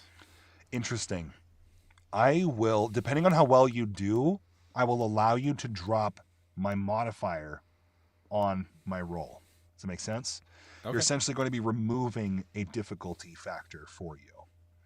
Yeah, so it'd be like if I'm feeling storm clouds coming, it'd be that moment like I'd probably sit there for a second and just try to push them a different direction. Right. Go ahead and give me a roll. That's a 12. Oh, jeez. Nice. I should be taking a picture. That's a 1. So, knowing that, you smashed this crit. I would argue that it's not necessarily having to do with you controlling the weather or dictating whether the clouds stay or go. It's got a lot more to do with the fact that the weather just kind of lets up, and maybe your supplication influenced that. We don't really know at this point. What I can tell you is with that crit, you do feel the presence of a certain sky dragon gracing your path. And in feeling that, Kirdan, while not doing like anything overt and obvious, will just say a small thank you. All right, Firestorm. If you're able, go ahead and give us a roll. Actually, am I using my D10? Yes, you are. I'm choosing a stat? D8 because this is where the weather starts to turn.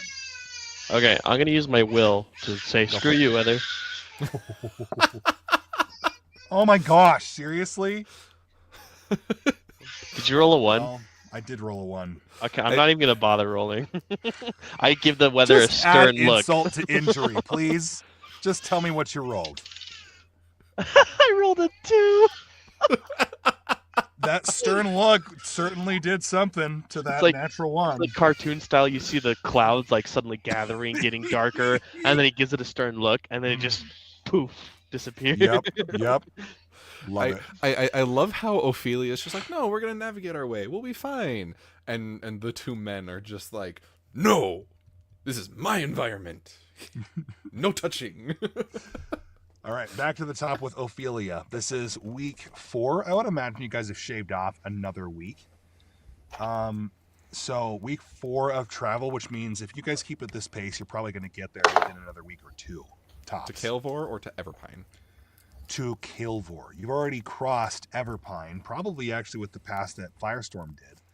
Okay. Luckily enough, this is a major lumber town. It's Everpine. It's very elven. In fact, you would recognize a lot of the decoration here has to do with the royal houses that are associated with Ashaya. Yes. So you recognize that her regality is actually associated with the lumber mill that might be here. Now, you push on through there. You might spend a day or 2 there to recuperate from the cold. The seasons are turning. It's kind of getting bad. So, Ophelia, what did you roll? I went for aware again, and I got an 8. That's a crit. So, as the weather starts to turn, you recognize that the weather patterns are starting to get more intense, but you have managed to catch a moment where you're in front of the storm cell, and as you travel up and around, the cell passes behind you and up to the northeast. So it's not going to hit you directly, but you imagine that if you slow your pace, you would probably be hit within the next day or so. And because you rolled so well, I'm not going to make you, well, you guys are going to only have to roll once more. So, Kirdan. Cool. This is where we bump up to a D10 because the storm is starting to get more intense. Given that I've been in these environments as we're traveling, I think Kirdan would also have been paying attention and trying very hard to, specifically with his lightning side, connect to that and figure out the patterns. So this time I am going to go with aware. Okay. I'm not going to impose my will on it this time. Okay. Roll good.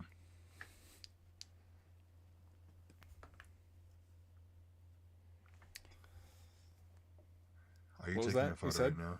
Did you say roll good? I said roll good. Did you roll a crit? I may have rolled good. I don't know. You tell me. I hate this. All right. That's a 14 for the podcast listeners. All right. I got a total of 10, so that's another crit. You guys are able to successfully arrive at the mountainous plateaus that welcome us to the city of Kael'vor. Given that it's a dwarf city, Kirdan will look at it and go, it's a lot shorter than I thought it'd be. Oh, jeez. Now, Firestorm likely would be recalling and remembering a lot of the things from his youth and recognizing how these things might be changing and altered or even disappeared in the course of time. He's probably been talking up Kael'vor as we're going there. And yeah. Then we see it and we're like, this looks nothing like what you described. Right. Firestorm's gonna be like, yeah, us dwarves, we don't really change anything for a long time, so like the structure of the city's probably the same as it was 3,000 years ago, and then we're gonna get there and it's all gonna be completely different. Yep. I thought you were only like 70 years removed out of time, man. Yeah, yep. That's true. He said what he said. All right, so as you guys are coming over the rise, right? You're progressing further and further. The storm is getting closer and closer, right? You feel like the storm itself it's breathing down your neck with icy veins. And then you see a lot of like the hilly rolls that you've overcome and followed the trail. This mountainous rocky plateau comes up, and it's just these like terraces that are they look like they could have been molten glass that flowed and stopped, and then something floated over the top of it and stopped, made a new shelf. It feels very hodgepodge, right? And over the course of time, you recognize there's normally when you go on hikes and stuff, you find these stacks of stones that allow you to kind of mark where you are on the trail. And you see these occurring more and more and more frequently in less time and in less distance. What you see coming around the final bend as you've navigated a few of these mountains, a few of these plateaus, is a tower, stone tower. And it's pretty wide. Like I'd give it at least 2 houses wide, right? So 2 street addresses. It's 30, 40 feet tall, and it has 4 archways in each of the 4 cardinal directions. Kael'vor itself is a coastal city, and yet there's no city here. It's just a tower.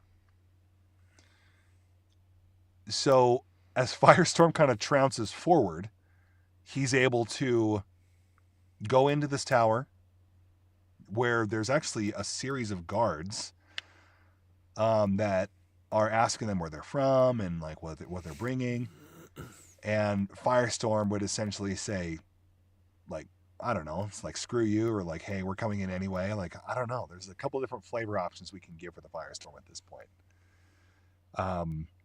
But as you guys are able to near this place, Firestorm starts acting more boisterous, and there's a feeling that you might get that with the familiarity of being home, you can recognize, we're gonna... Firestorm was already a lot to handle. We're gonna get the real Firestorm here shortly. It's kind of like when Ophelia saw Kirdan go slightly New Yorker in the middle of the Cove. Yep.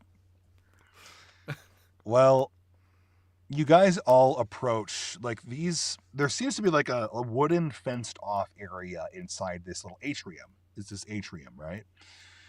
And it's kind of in the middle of this room that's down on the floor of this tower. There's staircases that go up in between the 4 cardinal entrances.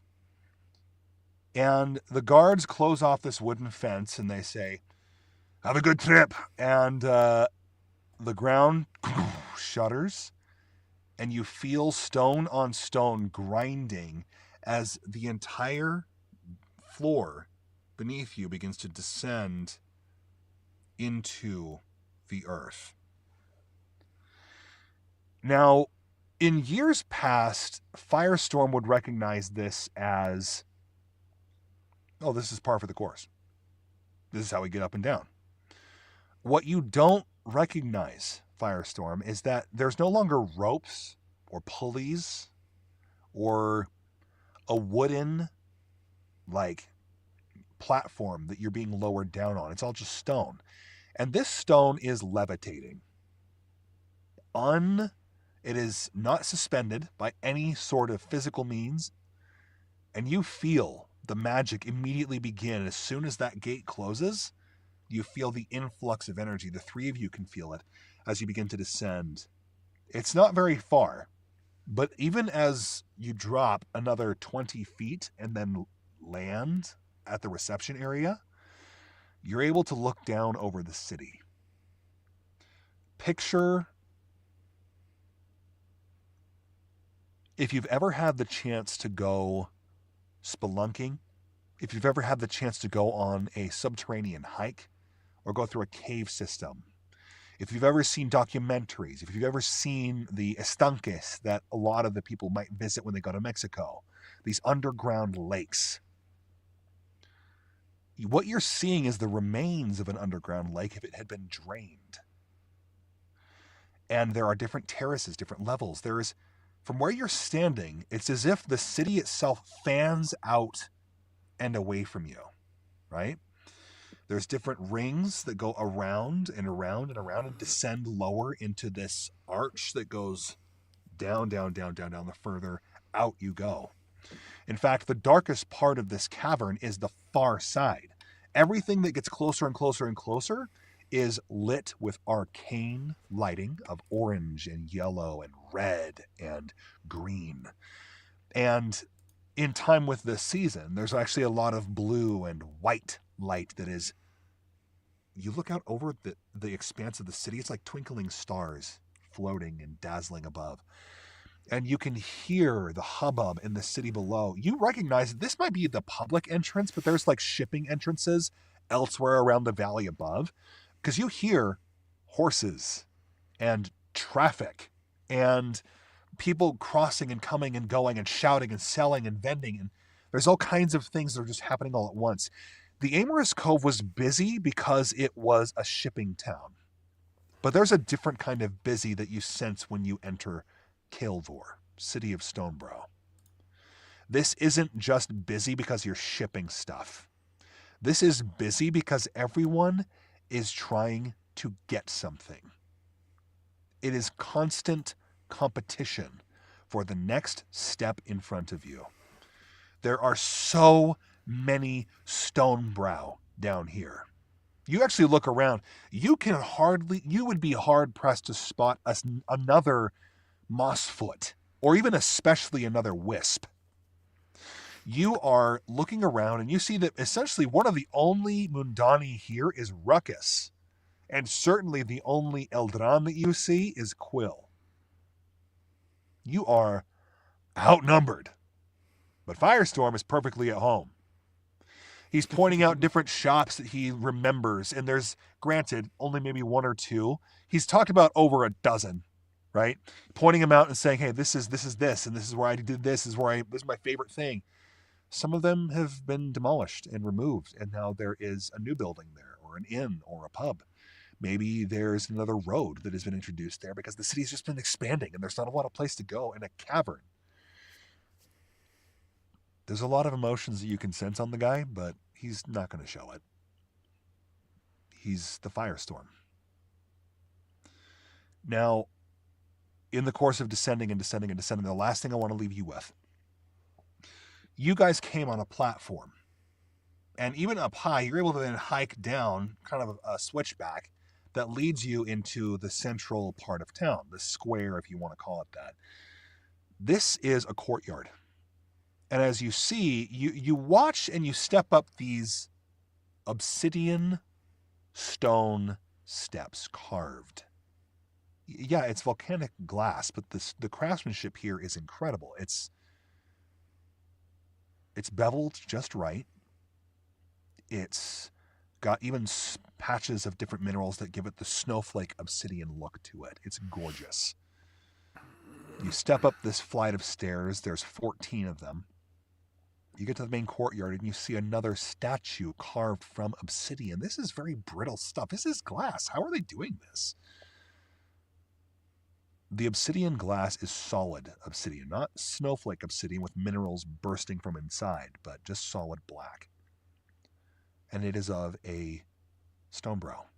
Regal literally has a cloak, a cape on him. He has a crown.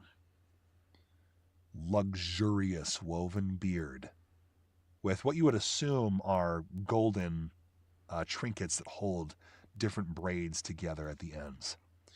His brow is firm, set. He looks off and over the city before you and over the crowds thronging in from the platforms near you. And at the bottom, there's a plaque that reads, King Obsidian.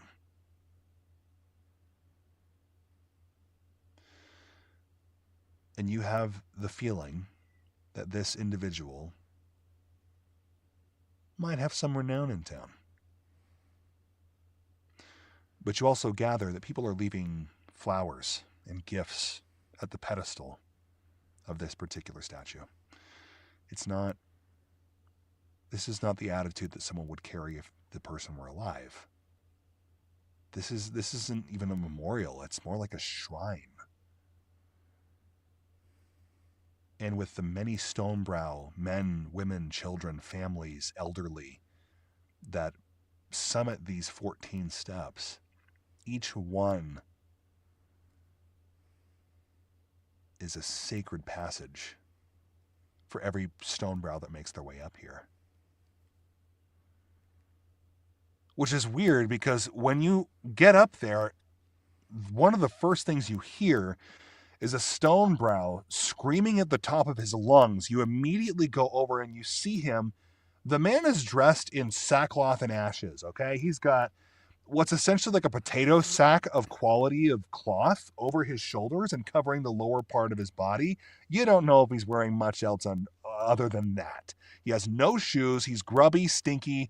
You can smell him before you see him in a way. And you can literally see flies that are still alive from the summertime that are kind of subsisting off of his essence, okay? He's nasty. But what he's screaming is, "Make way for the heir! Have you seen him? Have you seen him? The heir of House Badgermole. Not those that would destroy for their own gain, but those that would unite and build that which is the most important to our people. To unite us, no longer 7 houses, no longer 7 peoples, but 1 people, 1 house within the Commonwealth of the Stonebrow." And he's just going on a rampage, just coming up to any newcomer and trying to inundate them with as much propaganda, is the right word, as possible for what is essentially the heir of House Badgermole. Now, with the time that we have, I think that that's a good place for us to cut off. That's how I'm going to introduce the city of Kael'vor for now. It's late. I want to thank you guys that have been watching here on YouTube. Thanks so much for joining us. This has been a playtest of the Aeternal game. And if you have any further questions or if you want to learn more about the game, go ahead and drop your questions here in the comments and chat. If you want to help support us, you can do so on kofi.com/Aeternal. You can spell that down in the title down here as well. For those at home, I am Dale. I have been Karma. And we also have Ophelia, who's played by Kim. We have Kirdan, who's played by Haydn. And we've had Firestorm, who's been played by, I'm not sure if he's able to talk, but that's okay. Micah. Hey. So, thank you all so much for joining us, and we hope that you've had an awesome time hearing this fantastic game. These guys are fantastic. I love being able to play this game. We're hoping to be more consistent. I know that with the holidays and with sicknesses and actually some marriages that have been happening for our group, we're really excited for all the cool things that are happening. We really prioritize the well-being of each person, and if we're not feeling well, we really try and make that time and effort to step away and give that break. So catch us again in 2 weeks. That's the plan for now. If you guys want to chat with me after the session, then that's fantastic. For now, thanks so much for listening, and we'll catch you next time.